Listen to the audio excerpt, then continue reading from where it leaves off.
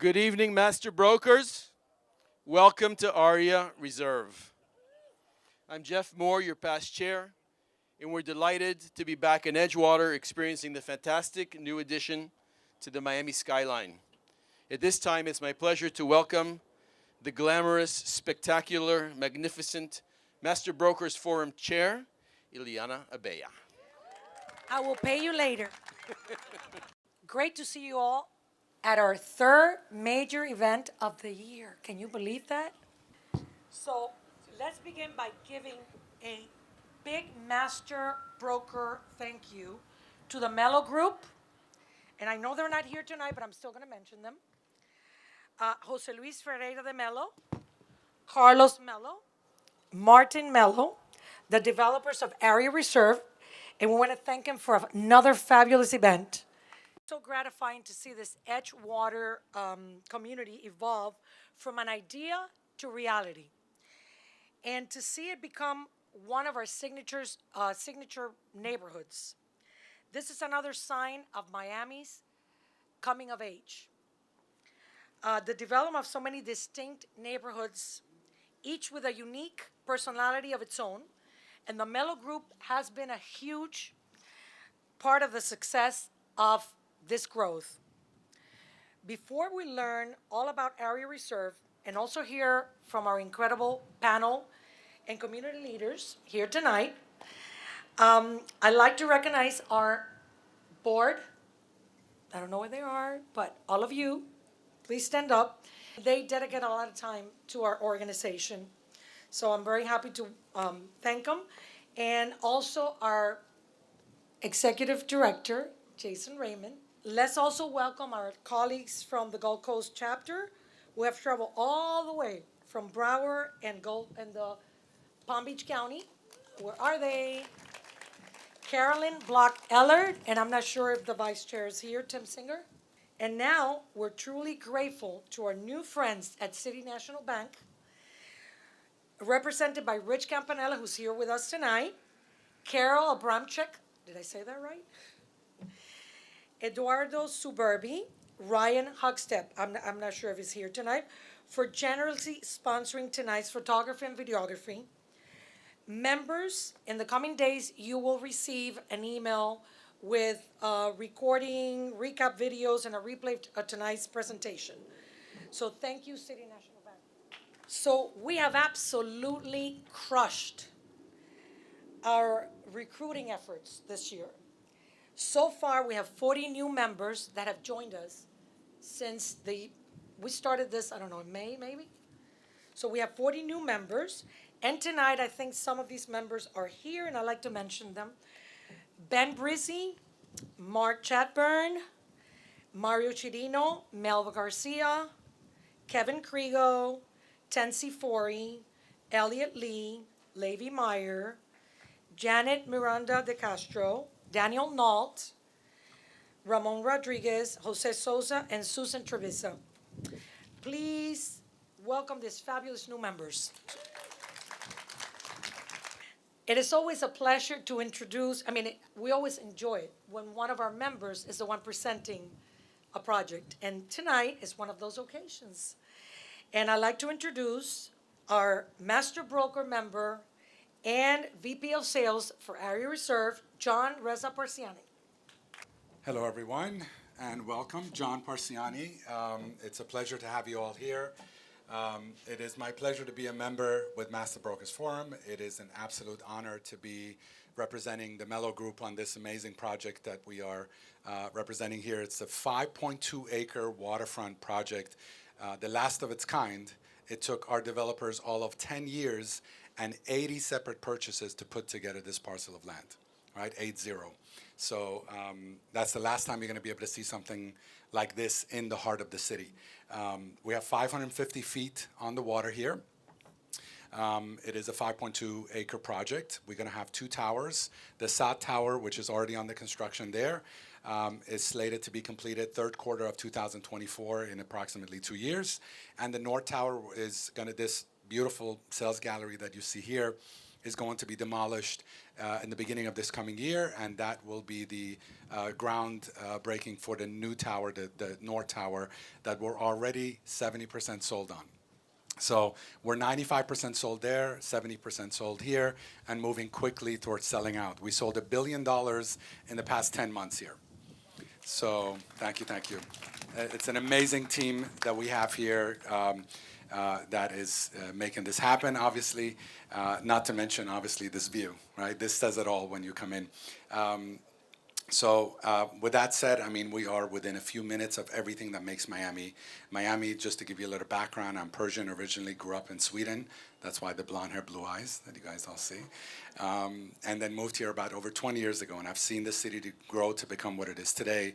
It is an amazing city to be a part of. I'm honored to be having a small, tiny hand in its development with these amazing two towers.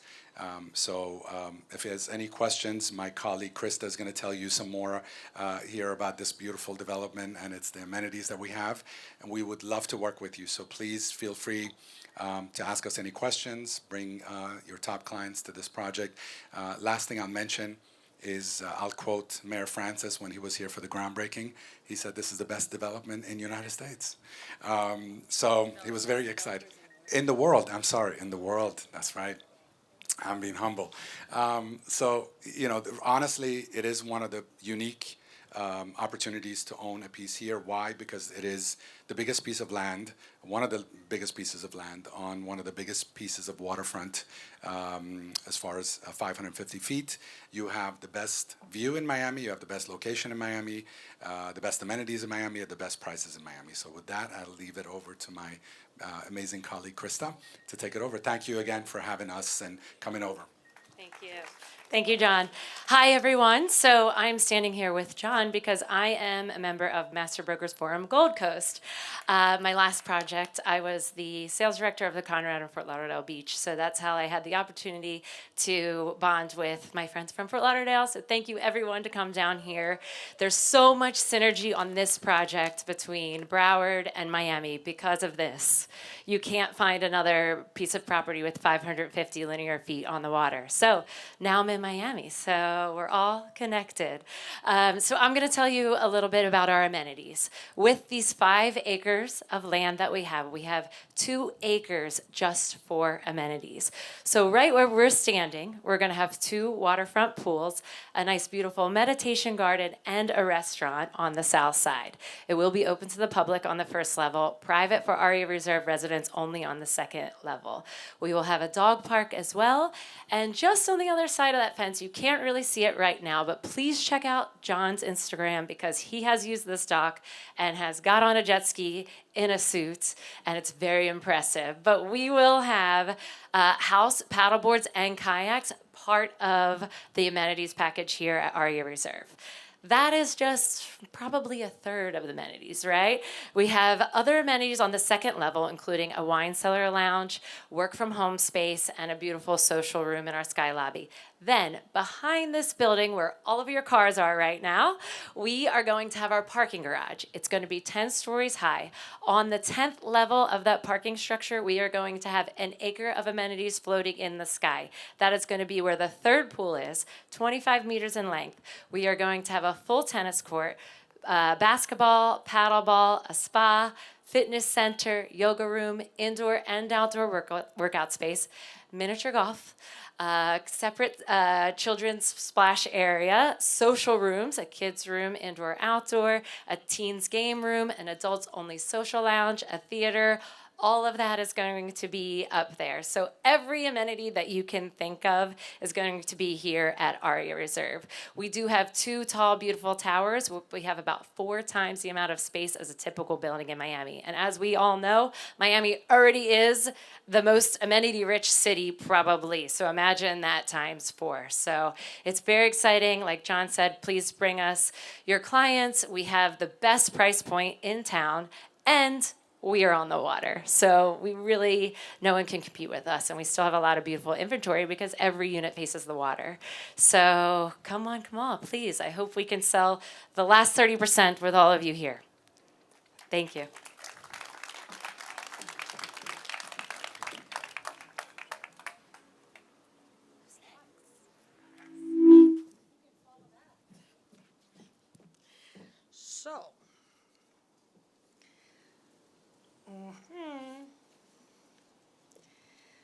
So now we're going to go to the important part of this program. Excuse me for a minute, but the wind has really made a mess of my papers. All right. Thank you, John. And I'm sorry, but I missed her. Krista. Thank you. This is one of the most incredible projects, and I agree with Mayor Suarez, probably the best one in the world. So now we're going to move on to the important discussion and panel. We going to have a deep dive into the opportunities and challenges facing Miami in this shifting market. And I'd like to know if anybody thinks we're not in a shifting market. Because we are. So here to moderate is another fellow master broker, our very own Christopher Zoller.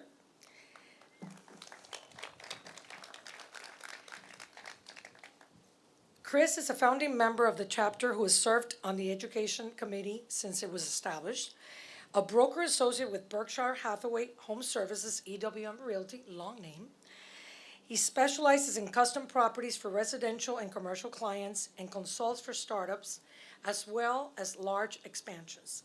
In addition to his many years as an MBF board person, Chris' exceptional track record of service to South Florida's real estate community includes directorships with the National, Florida, and Miami Association of Realtors, a tenure as the Miami Association Chairman in 2017, and recognition as Miami's Residential Realtor of the Year in 2009. Last year, we were proud to present Chris with the chapter's highest honor, the MBF Legacy Award. Please welcome Chris Zoller. Christopher Zoller, where are you? Thank you, Ileana. I see the green light is on. There we go. Wi-Fi is wonderful, isn't it? Well, that means I'm just old. I've been around a long time. But we are in a shifting market. I want to remind some of you who've been around as long as we have, Jeannie Nicastri, the founding member of the Master Brokers Forum, came up with the very first forum that we had in the lobby of the Bankers Savings Bank on the corner of Ponce and Giralda. And she titled that, The Paradigm Shift. That was 30 years ago, ladies and gentlemen. And here we are, still shifting. Well, thank you, Ileana. Once again, our community finds itself in an extraordinary and transformative moment. We are the unrivaled envy of U.S. metropolitan areas, having navigated the pandemic beautifully, with an unprecedented flow of capital, people, jobs, and companies coming into the region. This phenomenon triggered an incredible record-shattering real estate cycle, propelled originally by domestic buyers and then rocket-fueled by the return of our international buyers. Crime and taxes remain low and optimism abounds. But at the same time, real challenges to Miami's prosperity have also presented themselves. The pace of the residential market has slowed. Rents have increased dramatically. And traffic is growing more difficult to navigate, and sea levels continue to rise. There lies many of our challenges. But where are the opportunities? Here to help me in this navigation and for these opportunities and the challenges are what we mean, for the future of Miami. The Miami movement is a powerhouse panel of experts that I'm honored to introduce to you today. Teresa Kinney is the Chief Executive Officer of the 55,000, actually 60,000 full membership Miami Association of Realtors. We are the largest local association of realtors in the nation, and we're the second largest local association in the world. She has led this association for nearly 30 years, playing an integral role in making Miami a top real estate market for both domestic and international investment. Under her brilliant leadership, the association has launched landmark and innovative global partnerships, brought an unparalleled number of new and exclusive realtor products and services to its members, and merged with several local boards. These landmark partnerships facilitate businesses opportunities for all our members. They enhance Miami's global powerhouse position. They strengthen the local real estate market and, of course, the local economy. And they create additional visibility for the association's international powers. The Miami Association is celebrating 102 years of service in this industry, the public and the community, and we are blessed to have such a visionary and talented leader as Teresa. Please welcome Teresa King Kinney.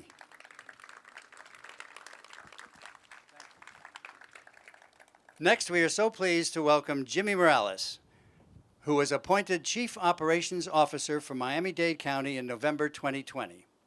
In this critical role, he oversees the county's aviation and seaport, transportation and public works, water and sewer, regulatory and economic resources, parks and recreation, and other vital departments. During his tenure, Jimmy successfully led the county's, you'll excuse me as I show my age, and the light fades, I'm gonna have some cheaters here. During his tenure, Jimmy successfully led the county's naming rights partnership with FTX for the Miami Heat, negotiated a new agreement with Yulin American at Miami International Airport to ensure a safe, healthy working environment for all airport workers, and is leading major projects to expand and improve transit and reform county procurements, emphasizing workplace safety, diversity, and inclusion. Jimmy joined the county from the city of Miami Beach, where he was the city manager for nearly 8 years, having previously served as a city attorney for Doral and Marathon. He also served on the Miami-Dade County Commission from 1996 through 2004. Let's give a big Master Brokers welcome to Jimmy Morales.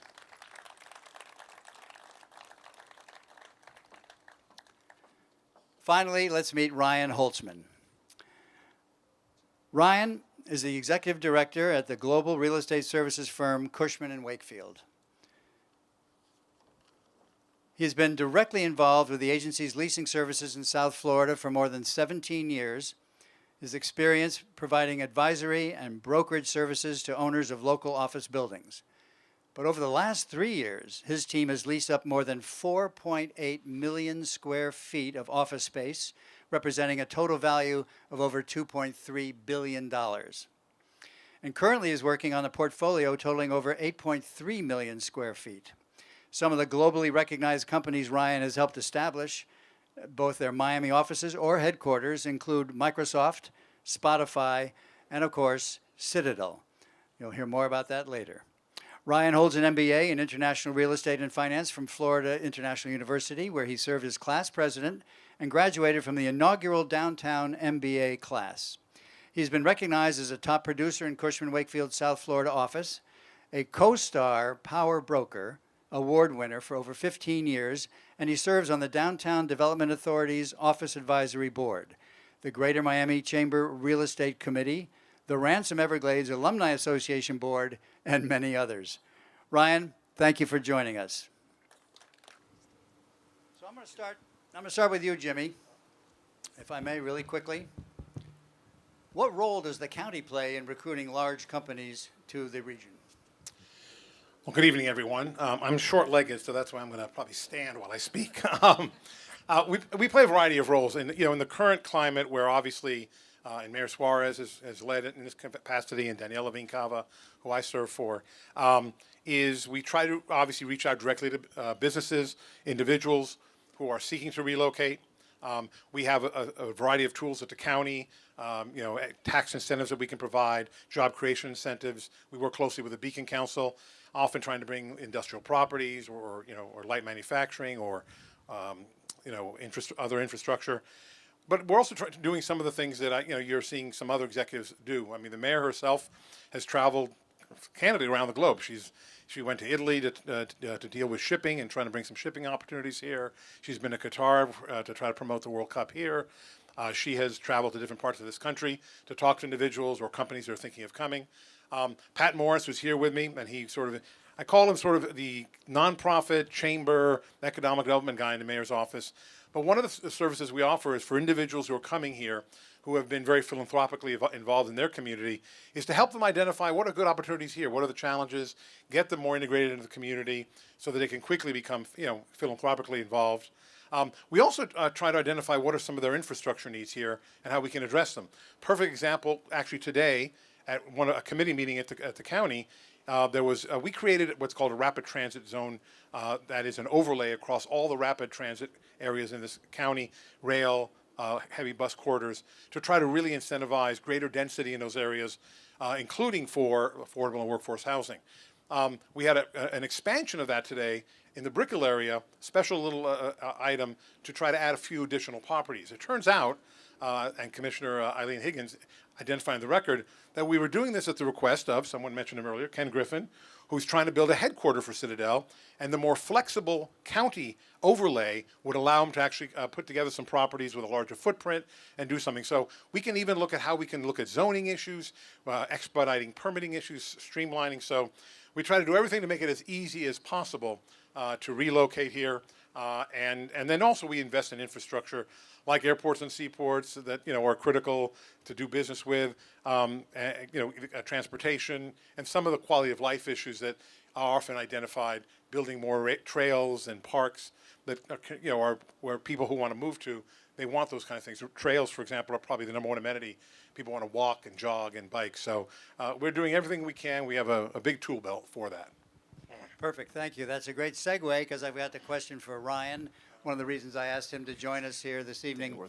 Ryan has been having an opportunity to speak with the heads of all these companies. I mean, just the three I mentioned, not to mention several others that have been signing up leases at 830 Brickell and other places around, gives Ryan a unique opportunity to be in the room or in the lunch or in the bar with some of these guys from the C-suites of all these fine companies. Mostly the bar.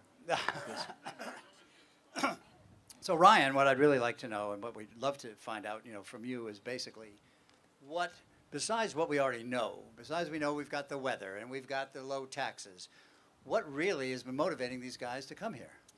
That's a great question, and thank you for having me, everyone. I came here early, and I'm looking around at this site, and this looks like a really nice office site. I don't know if it's still time, John, to switch it up, but this is beautiful. Chris, I think I want to start with pre versus post-pandemic and how Miami's changed. And, March of 2020, I was sitting in my house thinking no one's going back to the office. This is changing. Everyone's working from home. And I thought I was going to have to pack everything up and move to Colorado, open up a bagel shop or something. And turns out I was interviewed and quoted, and it said, Ryan Holtzman trading commercial real estate for carbohydrates. And that hit the paper. But it around mid to end of summer, I started getting calls from heads of hedge funds, private equity firms, and other groups, and I did several Zoom calls where the CEO is in this beautiful home on the beach, palm trees in the background, and he's like, tell me about Miami. I'm thinking about opening like a 5,000 square foot office space. And the average, just so everyone here knows, the average size is 5,000 feet in Miami, which is small in comparison to where we're doing deals today. And it was more of a conversation, not promoting my office buildings, but really why Miami. And I had these conversations over and over, my team with all these incredible folks from all around the country, influencers that are here now, and it became why Miami. So we created a deck, we went to Mayor Suarez's office, put it in front of him and said, hey, when you're getting these calls, you gotta explain why Miami and how this is working. And it was just incredible to see how many people just took to the city. Fast forward to end of COVID, we started negotiating deals with Microsoft, Spotify, CI Financial, opened up their U.S. headquarters here in Miami. Thoma Bravo, Orlando Bravo moved from Chicago. So some of the names that we read in the papers, I can't believe they're here. It's amazing. And it kind of started with Blackstone taking 60,000 square feet in downtown Miami. That kind of changed the landscape. And one of the CTOs of Blackstone said, we chose Miami. We could have picked anywhere.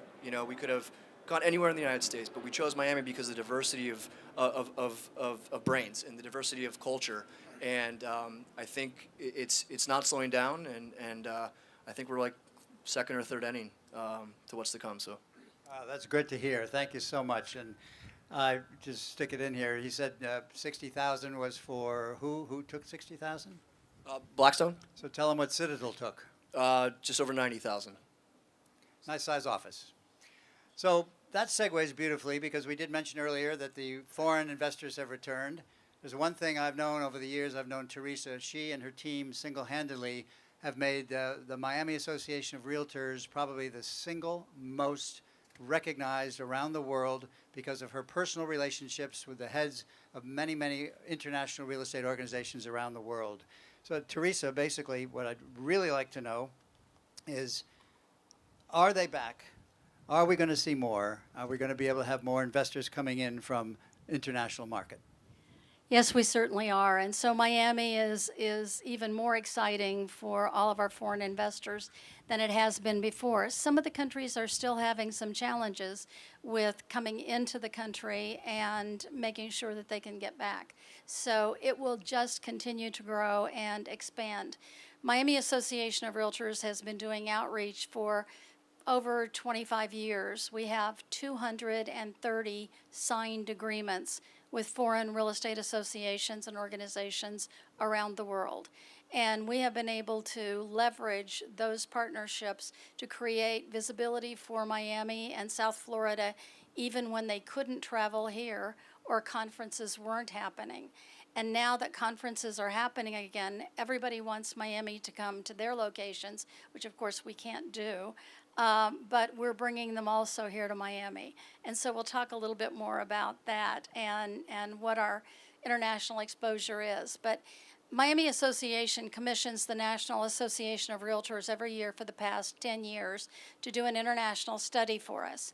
And that's a study that you fill out a 5-minute survey for, and when the results come back, we milk that survey for every single line, item, number in it that you could possibly imagine for an entire year. And that survey is out right now. So any of you who are Miami members and have not completed it yet, please do so. I can send it a link to you guys so you can send it out to the Master Brokers Forum. We're going to have to close it out fairly soon. But there is only one of the years. They do the survey for the National Association. They do it for Florida Realtors. And Florida Realtors is the #1 state for international buyers in the entire United States. Many of you probably knew that. 1 in 5 international buyers for anywhere in the United States buy in Florida. But my favorite statistic is 52% of every international buyer that buys in Florida buys in our market area. 52%. We are, forget any of the other cities and markets and what they tell you, our market is #1 for international buyers in the entire world. And we have so many more opportunities for promoting that are going on right now. But I will tell you, there's 1 year that people did not respond enough, and Miami turned out #3. Guess who was #1 in Florida? Tampa. Now, no offense to Tampa, but really. #2, you named it, Orlando, and #3 was Miami. So as soon as we saw that, we contacted them and said, you got it wrong. And they said, no, we went back and looked. It's statistically valid, and we had enough responses. So what did Miami do with that survey? Nothing. The next year, the survey comes out, and there's a lovely footnote, and it says, take care when comparing last year's study to any of the other years because it seems that it was not accurate. Now, I could have saved them all of that if they just would have stepped in and done something at the time. But I'm asking you to fill out that 5-minute survey, and it tells us who are the top 10 or 20 buyers buying in our market, and the numbers and the information and the data and who's spending the most and what's the average that they're spending is invaluable to all of you. You can go to our website and you can get the last several years' studies, including last year's study, and then we hope to be closing this out and providing the information at our Miami Congress coming up the first week in November, just before NAR's conference in Orlando. That's an international conference that's being held again this year at the Biltmore Hotel, just prior to the NAR conference. Well, briefly then, tell us a little bit about what is the significance of the fact that the Fiopsy World Real Estate Congress is coming to Miami in 2023. Well, actually, they just wore me out. We've had 3 days with them. They've been in here for a site visit, and this is the first time ever. I don't know how many of you have heard of Fiopsy, the International Real Estate Organization. It's made up of sales agents and brokers, but more property management, global investors, investment firms, consultants. It's all aspects of real estate internationally around the world.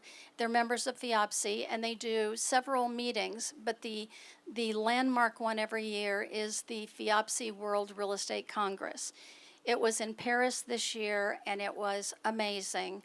And we have actually landed that conference for Miami June 5 through 9 next year here in Miami.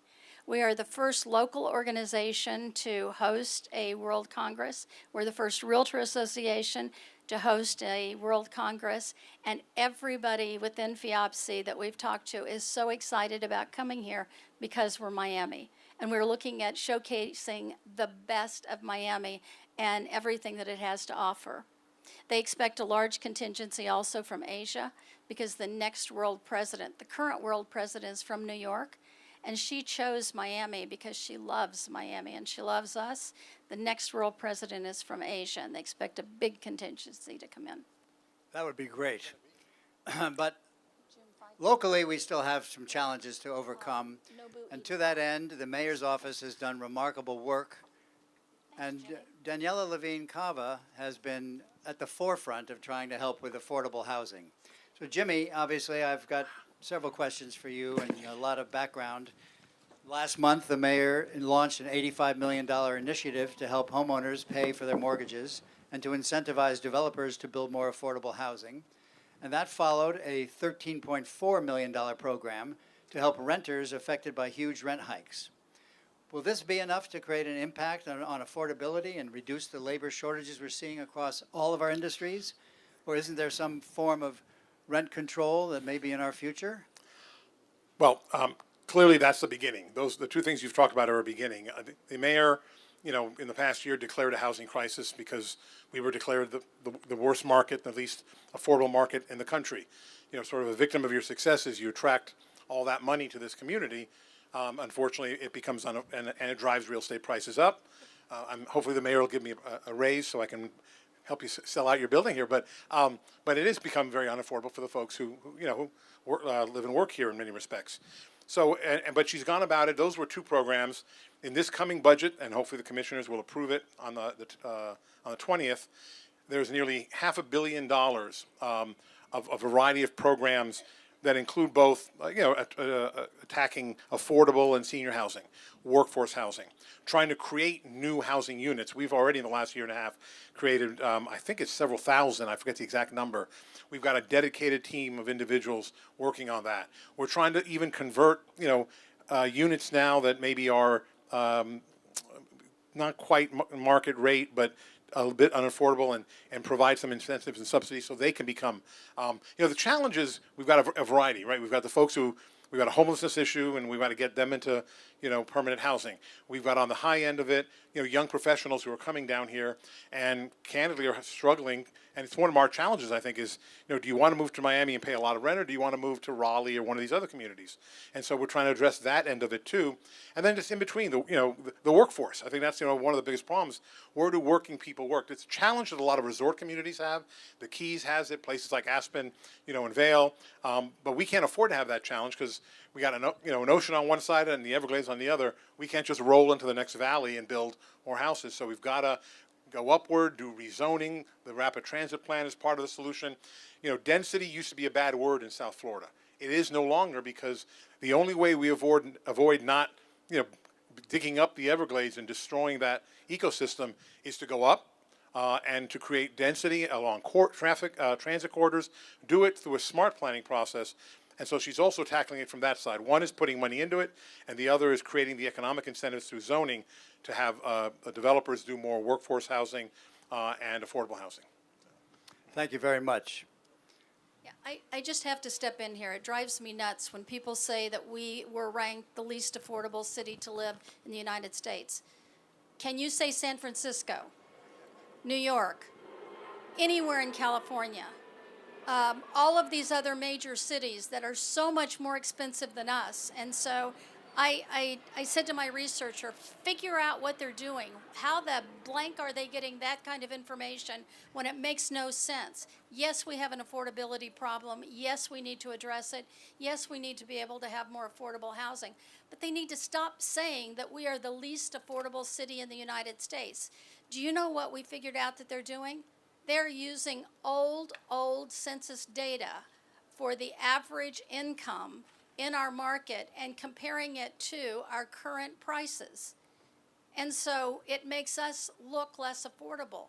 But there's no way that anyone who knows anything with a straight face can say we're less affordable than anywhere in California. I'm sorry, I just had to. Thank you. That's fine. Also, Smart Asset said that we are the #1 destination for high net worth Americans to move here.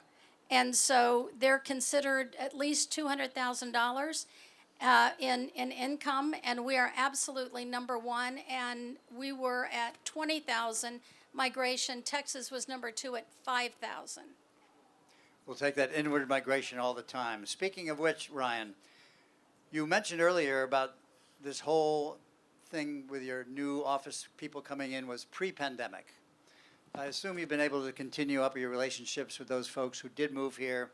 But what I'd really like to know at this point is, what have you found out about their experience? What have they been happy with about their Miami experience? They've been here pre-pandemic, during the pandemic. It looks like they're staying and increasing their footprint post-pandemic. What has been their response to their Miami experience? I think the simple answer is what's not to like. I mean, these folks come from the cold up northeast, out of California. They come here, they establish themselves. There's parks everywhere. You can boat, you can have a pool. Your kids can go outside and play basically every day of the year, aside from a couple months where it rains. So I think people come here and they can't believe how amazing the lifestyle is. And COVID kind of hit the pause button for folks, right? And they said, what is most important? Is it lifestyle, or is it grinding, 15-hour days in the city where you barely see the sunlight? And I think a lot of the decision makers have realized that to bring folks back to the workforce, you have to create a lifestyle. So the companies of the world, the Thoma Bravos, the Citadels that I mentioned, the Microsofts, they're realizing that they can attract talent from across the globe now. And the folks that are living in New York and California that may not be happy where they are can live and work here. And they're loving it, Chris. I mean, it's, again, what's not to like? Schools are incredible. Our crime is extremely low. No state income tax for, a lot of folks, so saving a lot of money when they move. So what's not to like? I couldn't agree more. It's perfect. Besides all that, you mentioned the diversity, and I think that's perfect, and that's really well. But has there been any pushback about the things you just mentioned? Infrastructure, housing, transportation, education. Are you getting any negative vibes? Not negative vibes, but obviously the questions, right? Because before you move your company or relocate a portion of your company to Miami or to a city like this, you have to have those questions answered. And the county's mayor's office and the city's mayor's office has done such an incredible job working hand in hand with, my team and the folks that are on the front lines, speaking to these decision makers on why they should be here. Venture Miami is an incredible liaison for us. If anyone has any questions, we send them straight to Venture Miami. And every question's answered from these groups. So I don't see any negative vibes. It's just, how do we solve for them? And I think the city and the county has done such an incredible job over the past couple of years making these strides. I think, they're doing a great job.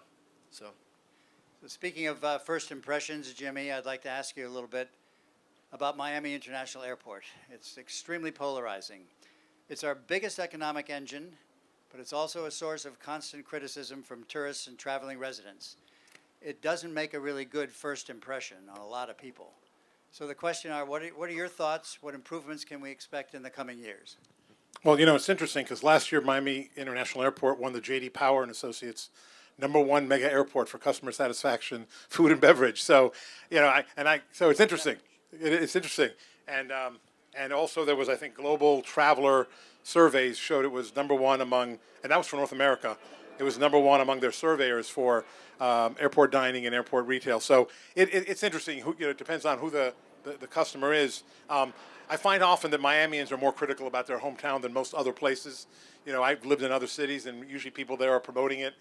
Here we seem to always, criticize everything, but we recognize that, the airport is 8 million square feet of space, and it's an old airport. I mean, we didn't have the luxury of Denver to build a brand new airport and then close the old one. So we're constantly renovating. You see all the "Pardon my dust" signs. So right now, for example, we're in the process of renovating somewhere between 400 to 500 bathrooms, which is a fraction of the bathrooms out there. We're replacing dozens and dozens of elevators, escalators, moving sidewalks. We've got 3 major terminal projects that we are trying to renovate. Some of them have come out, the new ones have come out beautifully. Others are now lagging a little behind. And the pandemic slowed it all down because when the airport was empty, and we weren't sure what was going to happen, it slowed down the capital investment program. We just finished putting in a brand new parking system in the garages that now has made it much easier to use. We're fixing a lot of the hotels' elevators in the garages that also are very, very, very old. So, the problem happens then you go through the cycle because you can't do it all at once because you have to operate while you're doing it. And then 20 years later, you find, okay, now it's time to go back and renovate those elevators you renovated 20 or 25 years ago. So we're a constant renovation project, and as you know, in real estate, it's a lot easier to build new than to renovate, but we're constantly renovating. But we recognize that even with all, and you should be very proud of the fact that I think it is the #1 economic engine. I mean, it's the #1 airport in the United States for international passengers, for international cargo and freight. We actually are internationally the 9th busiest airport in terms of takeoffs and landings. We're number 11 for international passengers and 12 for freight. So it is an asset, and I think what's a little unique about it is nestled in this beautiful resort-like environment, you have an airport that really services a major international city. But we're constantly, every year we probably have anywhere from $500 million to $1 billion worth of projects out there. And I'm not even talking about cargo. We're going to be building now a vertical cargo facility, probably about a $2 billion project, because of the pandemic, everyone's buying now and packages delivering home and all that stuff. We are reaching our cargo capacity probably 5 to 10 years sooner than we thought. So we've got to invest quickly there too. So we are constantly investing and whatnot. But the truth is, we actually get pretty good. In fact, last year in Paris, we were voted #1 in the world in terms of ADA accessibility. Many of you may not know that we have multiple wheelchair charging stations across the airport, the first airport in the country to do that. So we're trying to be innovative, but it's hard. It's such a huge facility, and it's an old one, so we're always playing catch up. But we're going to keep working on it. We're going to keep working on it. Glad to hear that. Chris, I think it's also important to note that you can take the Metro Rail to the airport now. I mean, that's something born and raised here. I never did, never could. And that's huge for a lot of these firms that are coming here because they're so used to public transportation. And the fact that the Metro Rail now connects the People Mover throughout the CBD or downtown Brickell, now the Bright Line has changed the entire game. I mean, from Miami to Fort Lauderdale to Palm Beach, going to connect to Orlando, subsequent stations, hopefully in Design District, in Wynwood, in Aventura, and Boca. It's connecting all of South Florida. So if you're Ken Griffin and you're building this incredible building on the bay, you can recruit folks that live in Fort Lauderdale and live in Palm Beach to take the Bright Line and come to the CBD and work and go back home.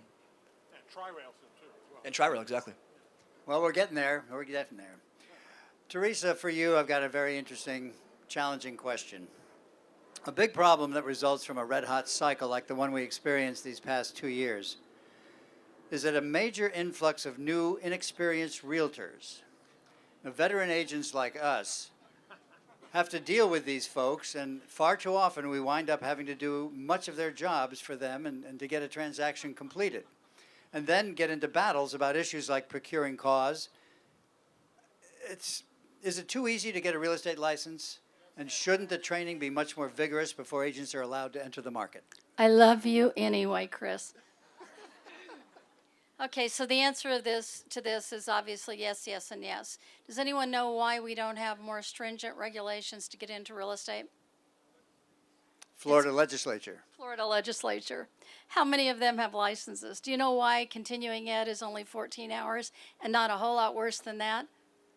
Florida legislature. Do you know how many people in the legislature and their employees have real estate licenses? A lot. 90%. A lot. And so there's only so much that will be realistically done to make it more difficult to get into real estate or make it more difficult to continue to remain in real estate.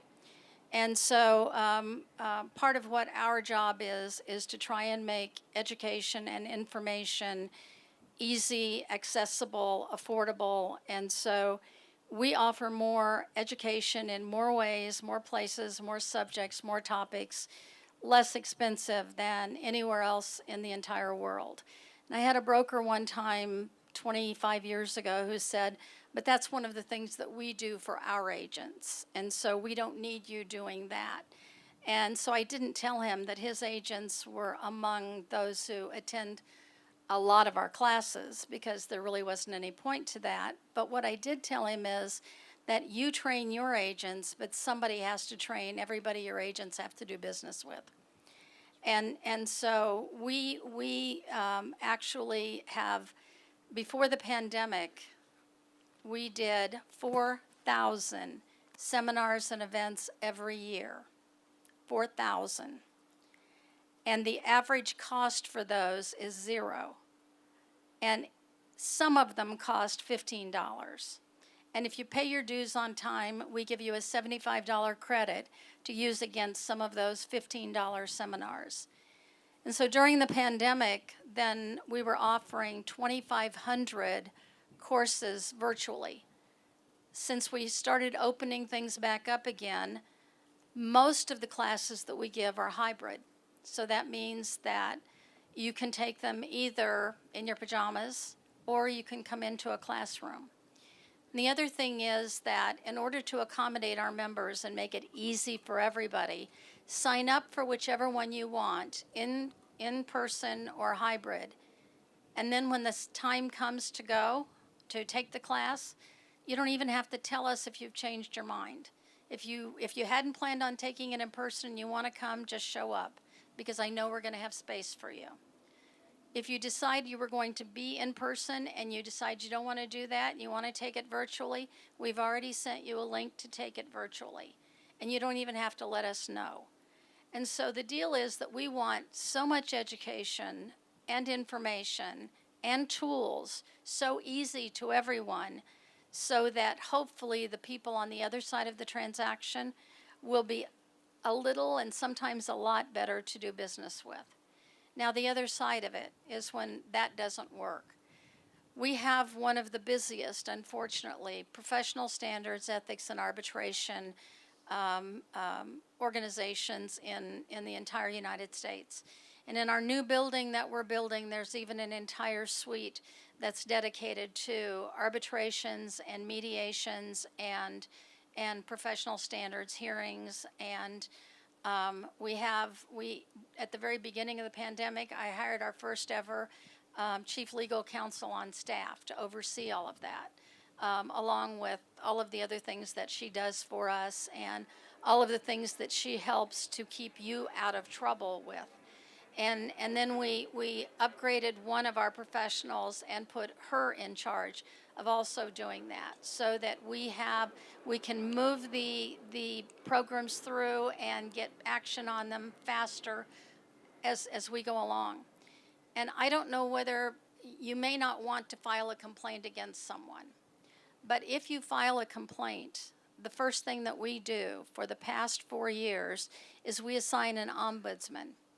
And so instead of weeks that it can take to go through a process for resolving an issue, marketplace issue, we assign someone that case, and their objective is to reach out to both parties within 2 days and see whether it's a matter of miscommunication, or sometimes it's a matter of, I didn't think anyone would notice or pay attention.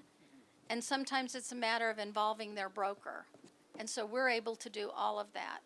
And once we implemented that ombudsman program, it has cut our professional standards cases down by 65%. And there have been very few that have gone ahead and said, yes, I want to file a complaint, even though we give that option to everyone. In most cases, they wanted to be heard. In many cases, it's someone steps up and does the right thing because somebody is now watching and paying attention. So there are a whole lot of things that we do to try and make things better in the marketplace. in addition to offering almost 200 premium products and services and tools at no additional cost to the members. Glad you brought this up because I think my license expires this month. So thank you. Ryan, Glad I you do covered. have a good question for you, and it does represent another great opportunity because we know this personally. How can you tell us a little bit more about the symbiotic relationship between commercial and residential brokers, and how can we as master brokers work better with your colleagues in the commercial field? That's a great question, Chris. Over the years, we haven't done, in my field, I represent owners of office buildings all around Miami, we haven't really done a lot of deals with residential brokers, but with the influx of the wealthy folks that are here, a lot of you brokers out there are representing these decision makers and selling, $30 million houses on Sunset Island, and all of a sudden it's, hey, could you find me 10,000 square feet of office space? And can you find me the best office space? So just in this past year, we did a deal with D1 Capital. They moved their hedge fund to Coconut Grove, and we did a deal with Orrin Alexander. Jennifer Goldstein represented ACAP, and they took a full floor at 830 Brickell, and these are huge fees. These are as big as some of the top houses. So there's a lot of money to be made between commercial brokers and resi brokers, and I think that the change of the way folks are looking at office space. So obviously 830, most read about it's the best building on Brickell. It's the best building in the CBD, and we're TCOing at the end of this year. And 60 days from now, knock on wood, we're going to be 100% leased, and that's never happened before in Miami's history. And these are huge names. So what's happening is there's a little bit of urban sprawl and urban development where you're seeing buildings being built in peri-urban locations like Design District. We're representing Craig Robbins, Dak Urban, Brookfield on a 200,000 square foot Class A building in the middle of Design District. And there's a lot of residential brokers that have these connections of folks that live on the beach or live in Morningside or Buena Vista, where they may not want to travel all the way down to the CBD. So in Coconut Grove, we represented the Perez family and 2050 Tiger Tail, and 4 of the deals we did were residential brokers. So it's a changing of the guard. I think Chris, I wish it was a better way for all of us to communicate and get together. Perhaps maybe start a commercial master's broker program, where we could all work together. But I think the amount of companies and the amount of folks that are moving here, I think it's a great opportunity for all of us to make fees. That is an opportunity. So I'd like to get towards the end. We have a couple of distinct questions. I'm going to start with Jimmy. I know it may be difficult, but what is the mayor's vision for Miami? Well, she has the 4 E's. Pat, help me with these. I know it's equity, engagement, environment, and economy. And she is a huge believer that the tide needs to lift everyone's ship. She wants to invest in our economy. She wants a strong and robust economy. At the same time, she wants to make sure that people are getting good paying jobs with benefits, that we're addressing the social service needs in our community. I mean, there was a great article in the New York Times today that, child poverty in the country has been cut in half. I mean, because of some of these programs. So what can be done. She wants to protect our environment because, let's face it, we talk about location. We got to make sure this base stays healthy, that Florida Bay, that the ecology around us that attracts us so much. And then engagement. She is, and for those who've dealt with her, she will meet with the little old lady in the nursing home and Ken Griffin. And she wants to sit down and she wants to engage. She wants to get ideas. And her vision is a robust Miami where everyone can benefit. In terms of real estate, I mean, she's very supportive of projects. In fact, recently, some of you may have read about this, 30 to 40 acre, what is our current civic site where our county building is, the public library, the courthouse, and we are we're working now and putting out an RFP eventually for what would be a vision to redo those in an area that includes government buildings, includes private, commercial, residential, education facility, a new library, to try to create a new downtown there. And so we'll need both residential and commercial brokers, hopefully, at some point. But she is, a lot of folks, I think when she came into office, she was a social worker, actually an attorney by profession, but, viewed as a social worker with a more liberal agenda. But in fact, you can be both. I mean, Ken Griffin left Chicago in part because of crime, he said. And we have invested in our police department. We gave them the best financial package in years to our police, our firefighters. We are investing in technology, law enforcement technology, smart streets. So we recognize that public safety is part of an attractive community, and so this is someone who strength across our community, and I think that is her vision. Thank you. Teresa, a quick question maybe, or maybe it's a long answer, but we are here to learn about more of the future. What market trends get you excited about the next 5 years? And conversely, what keeps you up at night? Well, very little keeps me up at night. I've been doing this too many years to let that happen. But the trends that are most exciting, I have to tell you, is what Mayor Francis Suarez has generated in terms of enthusiasm and, the whole fintech and everything that Ryan's been telling you about. We were meeting with someone who's fairly new at the Beacon Council, was with CoStar, was with, a number of other, commercial firms and research and everything. And one of the things that he said that was so interesting about Ken Griffin and the Citadel is that he's not just bringing 5 or 10 or 20 people. He's moving everybody. And so that's the kind of thing that really moves the community and really starts, making a statement. One of the other things he was talking about is there's a study out about the tax package, and we all talk about we have low taxes and all that. So the 4 states with the lowest tax package were Wyoming, Alaska, Florida, and Montana. Now, given a choice, where would you like to live?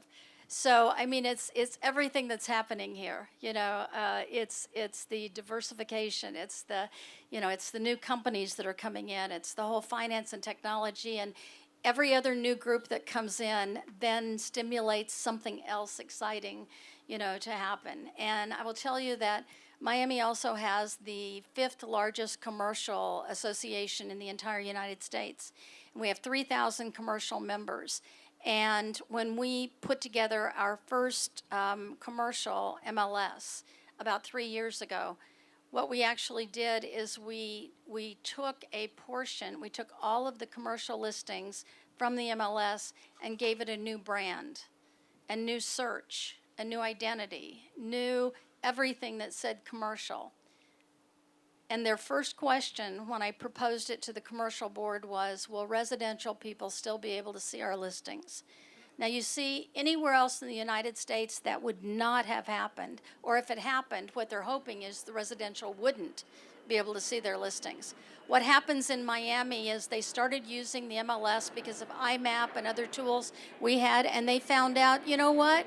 They sold more properties.